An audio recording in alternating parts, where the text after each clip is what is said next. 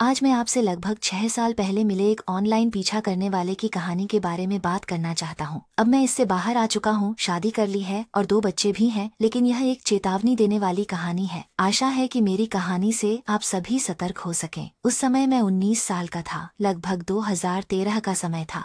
जनवरी, मैं स्कूल में अच्छा कर रही थी और सप्ताहांत में एक कैफे में काम करती थी। ये वही समय था जब मैंने इंस्टाग्राम का उपयोग शुरू किया था। उस समय मैं मुख्य रूप से फेसबुक का उपयोग करना था। अधिकांश दोस्त वहीं पर पोस्ट करते थे, लेकिन बाद में मैंने देखा कि कई दोस्त इंस्टाग्राम की ओर बढ़ने लगे, इसलिए मैं भी उसमें शामिल हो गया। शुरुआत में मुझे जो लोग फॉलो करते थे वे मुख्य रूप से मेरे दोस्त और परिवार के लोग थे। कभी कभी कुछ अजनबी भी मुझे फॉलो करते थे और उस समय मैं अब की तरह इतना सावधान नहीं था, इसलिए कभी कभी अजनबी फॉलो करते थे तो मुझे कुछ खास नहीं लगता था। एक दिन मैंने स्कूल की कैंटीन में अपनी अच्छी दोस्त शाह के साथ एक सेल्फी ली और उसे ऑनलाइन पोस्ट कर दिया। मुझे याद नहीं है कि मैंने उस समय क्या कैप्शन लिखा था, लेकिन मुझे लगता है कि यह नए सेमेस्टर के बारे में था।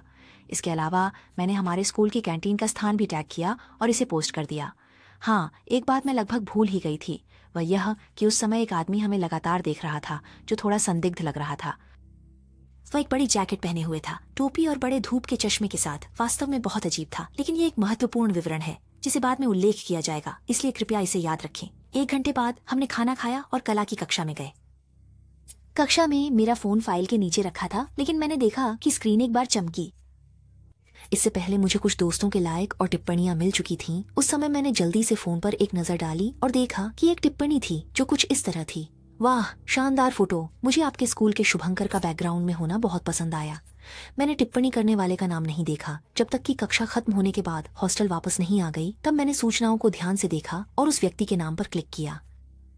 评论来自一个叫杰森的人，那是很久以前的事了，所以不要怪我已经忘记他的用户名。他的头像是我们大学的吉祥物，一只鹰。他的个人主页上有很多动物的照片。我回复了一句谢谢，然后就没再多想。然而，这只是事情的开始。他开始关注我，我也关注了他，因为我真的很喜欢动物，而他的照片很吸引我。समय 1 महीने आगे बढ़ा। हम एक दूसरे की पोस्ट पर टिप्पणी करने लगे और निजी संदेशों में बात करने लगे। मुझे जल्दी ही पता चला कि यह जैसन और मैं एक ही स्कूल में पढ़ते हैं, लेकिन उसने कहा कि वह काम के कारण केवल सप्ताहांत में स्कूल आता है। मुझे लगता है कि यही कारण है कि मैंने उसे कभी स्कूल में नहीं देखा। बाद में हमने मिलने का तय किया, उसके छुट्टी के दिन स्कूल की कैंटीन में मिलने के लिए। वह दिखने में बहुत साधारण था, बस उम्र में थोड़ा बड़ा था। वह लगभग 1.87 मीटर लंबा था, 180 पाउंड वजन, हरी आंखें, चश्मा पहने हुए, भूरे रंग के छोटे बाल। उसने मुझे बताया कि वो 32 साल का है और कैंपस से लगभग 1 घंटे की ड्राइव की दूरी पर रहता है। मिलने के बाद हम अपने अपने रास्ते चले गए। मैं कक्षा में चला गया। हालांकि उस रात事情开始变得更早了，他开始对我说一些奇怪的话，比如你真漂亮，天啊，我真想和你一起去树林里。वहाँ कोई हमें परेशान नहीं करेगा। यह अजीब लगा। मैंने मजाक में कहा कि वह ऐसा ना कहे। जाहिर है उसने मेरी बात का गलत मतलब निकाला और मुझसे और भी ज्यादा चिपकने लगा। वह लगातार ये बात करता रहा कि पहले कई लोग उसे धोखा दे चुके हैं। वह चाहता था कि मैं उसके लिए सहानुभूति और दुख महसूस करूं। लेकिन जिसने मुझे वास्तव में चौंका दिया वह यह था कि उसने मुझसे कहा, क्या तुम अब मेरे साथ रहना चाहोगी? तुम मुझसे वादा कर सकती हो, तुम्हें पछतावा नहीं होगा। लेकिन मैं उसे बिल्कुल पसंद नहीं करती। मैं सिर्फ उसके साथ दोस्ती करना चाहती हूँ और अपनी पढ़ाई पर ध्यान केंद्रित करना चाहती हूँ। उसने उसे मना कर दिया, जिससे वह और भी गुस्से में आ गया। उसने मुझसे कुछ ऐसी बातें कही जो मुझे डराने वाली थी। मुझे उसी समय पुलिस को बुलाना चाहिए था। उसने कहा, तुम मुझे इस तरह से धोखा दे रही हो। मैं सच में तुम्हारे घर आकर तुम्हें ले जाने का इंतजार नहीं कर सकता। चाहे तुम चाहो या ना चाहो, मैं तुम्हें लेने आऊंगा। सबसे पहले मैंने उसे धोखा नहीं दिया, और दूसरी बात, मैंने पहले ही स्पष्ट कर दिया था कि मैं सिर्फ दोस्त बनना चाहती हूँ। समय 1 सप्ताह आगे बढ़ा। मैं अपने माता पिता से मिलने गई। उस समय मैं रसोई में कुकीज बेक कर रही थी और माता पिता बाहर गए हुए थे। तभी मैंने लिविंग रूम से आवाज सुनी। मैं वहां गई ये सोचकर कि मेरी बिल्ली खिड़की पर पंजे मार रही है, लेकिन जो दृश्य मैंने देखा वह और भी डरावना था।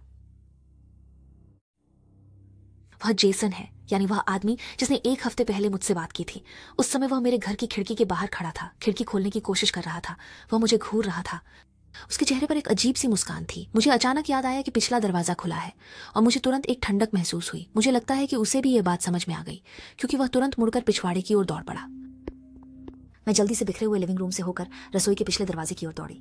सौभाग्य से मैंने उसके अंदर घुसने की कोशिश करने से पहले ही दरवाजा बंद कर दिया। नतीजतन उसने दरवाजे को लात मारना शुरू कर दिया, उसे तोड़ने की कोशिश की। मैंने तुरंत पुलिस को फोन किया और उसने देखा कि मैं पुलिस को बुला रही हूँ। अंततः उसने हार मान ली और सामने के दरवाजे की ओर वापस जाने लगा। उसी समय मेरे माता पिता वापस आ गए। जब वह दरवाजा तोड़ने की कोशिश कर रहा था, मैंने अचानक बाहर से जोर से चिल्लाने की आवाज सुनी। मैं जाकर देखता हूं तो पाता हूं कि मेरे पिताजी ने उस आदमी को अपनी बाहों में जकड़ रखा है। मुझे यह कहना चाहिए कि मेरे पिताजी अमेरिकी सेना के सेवानिवृत्त सैनिक हैं और अपने परिवार की बहुत रक्षा करते हैं। आखिरकार पुलिस आ गई। उसे पूछताछ के लिए ले गए। हमने एक प्रतिबंध आदेश के लिए आवेदन किया और उसके बाद से उसे फिर कभी नहीं देखा। बाद में मुझे पता चला कि वह वास्तव में हमारे स्कूल का छात्र नहीं था। वह सिर्फ छात्र होने का नाटक कर रहा था ताकि वह महिला कॉलेज छात्रों से बात कर सके। क्या आपको याद है मैंने पहले उस संदिग्ध व्यक्ति का जिक्र किया था जो अपनी पहचान छुपाने की कोशिश कर रहा था? हाँ, वही जैसन। मेरा अनुमान है कि वह उसी दिन दोपहर में वहां था जब मैं और मेरे दोस्त सेल्फी ले रहे थे और फिर उसने इंस्टाग्राम के माध्यम से मुझे ढूंढ लिया।真是引人难以置信，他费尽心思接近我，最后就只是为了把我骗到一个孤立无援的地方。ये सच में अविश्वसनीय है। उसने मुझसे नजदीकी बढ़ने के लिए इतनी मेहनत की, लेकिन अंत में सिर्फ मुझे अकेले और असहाय जीवन फंसाने के लिए। अभी अभी ऐसा हुआ घटना। मैं उस समय काम खत्म करके घर लौटा था। अब सुबह के 4:30 हो रहे थे। ऑस्ट्रेलिया में मौसम बहुत गर्म हो गया था। मैं दरवाजे से अंदर आया और फ्रिज खोला। देखा कि फ्रिज में 3 बोतल ठंडी बियर थीं। मैं बहुत खुश हुआ। मैंने 2 बोतलें उठाईं और ऊपर चला गया। किताब पढ़ते हुए बियर पीने का इरादा था और पीते पीते नींद में खो जाने का। बियर का ढक्कन घुमाकर नहीं खोला जा सकता, इसके लिए एक बॉटल ओपनर चाहिए। मैं थोड़ा नशे में था और बेड साइड टेबल के दराज के हैंडल से खोलने की कोशिश की, लेकिन असफल रहा। इसलिए मैं असली बॉटल ओपनर ढूंढने के लिए फिर से नीचे गया। मैंने रसोई की लाइट जलाई और रोशनी इतनी तेज थी कि मेरी आंखों में चुभन होने लगी। मैं आंखें मिचमिचाते हुए बॉटल ओपनर ढूंढने लगा, लेकिन वह नहीं मिला। इसलिए मैंने एक बड़ा रसोई का चाकू लिया और उसकी सख्त धार से बोतल खोली। खोलने के बाद मैंने रसोई की चुभने वाली रोशनी बंद कर दी और ऊपर जाने की तैयारी की, लेकिन तभी मैंने घर की खिड़की से बाहर कुछ देखा। मैं सीढ़ियों के नीचे रुक गया और मेरी गर्दन के पीछे और हाथों पर रोंगटे खड़े हो गए। मैं धीरे धीरे अपना सिर घुमाया। आंखें और दिमाग उस चीज को समझने की कोशिश कर रहे थे जो मैंने देखा। ऐसा लग रहा था जैसे बारिश में भीगी हुई एक महिला एक सुंदर सफेद पोशाक पहने खिड़की के पार से मुझे घूर रही थी। ओह खाओ, सच में। मैंने गहरी सांस ली। वह मुझे घूर रहा था जैसे उसे मुझसे नफरत हो। उसकी मस्कारा उसके चेहरे पर बह रही थी। वह पूरी तरह से बारिश में भीग गया था। उसने अपनी बाहें फैला दी और अपना सिर मेरी ओर झुका दिया, जैसे उसकी शारीरिक भाषा कह रही हो, मुझे देखो देखो तुमने क्या किया। मैं डर गया था, लेकिन फिर भी शांत रहने की कोशिश कर रहा था। मैं सोच रहा था, हे भगवान, क्या वह ठीक है? क्या उसे मदद की जरूरत है? मैं धीरे धीरे खिड़की की ओर बढ़ा। उसकी नजरें अब भी मुझ पर टिकी हुई थीं।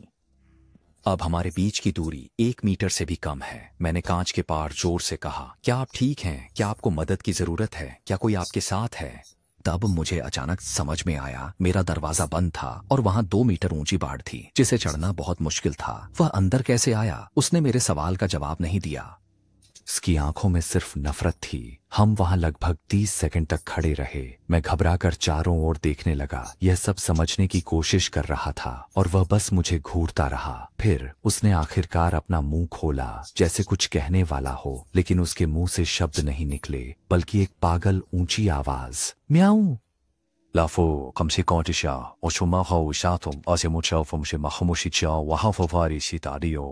फिर उसने अपनी लंबी नाटकीय नाखूनों से खिड़की को खरोंचना शुरू कर दिया। ये क्या बकवास है? मैं जड़ हो गया। मुझे नहीं पता था कि क्या करना है। जाहिर है उसकी मानसिक स्थिति बहुत असामान्य थी, बहुत ही असामान्य। तभी मैंने देखा कि बाड़ के पीछे एक और महिला थी, लगभग 20 से अधिक उम्र की, काले रंग की छोटी स्कर्ट पहने हुए। उसके चेहरे पर मोबाइल की रोशनी पड़ रही थी। उसने मेरी खिड़की के पास खड़ी सफेद कपड़े पहने महिला को देखा और चिल्लाई, तुम बड़ी बेवकूफ हो, तुम गलत घर में आ गई हो। बारिश में भीगी हुई उस बिल्ली महिला की नजरें तुरंत शर्मिंदा हो गईं। फिर वह बाढ़ की ओर दौड़ी और आश्चर्यजनक रूप से एक विशेष बल सैनिक की तरह फुर्ती से उसे पार कर गई। मैंने फिर सुना कि बाढ़ के उस पार कुछ महिलाएं हंस रही थीं और कह रही थीं, शाओ सेन का घर 25 नंबर है, 23 नंबर नहीं। तुम बेवकूफ बिल्ली। वह आदमी अब शायद पुलिस को बुलाने वाला है। मुझे बस इतना पता है कि मैं बहुत खुश हूं कि यह एक गलत फहमी वाली शरारत थी, लेकिन अब मुझे वापस रसोई में जाना होगा। अपनी दूसरी बोतल बियर खोलनी होगी। मुझे थोड़ा और पीना होगा ताकि मैं शांत हो सकूं।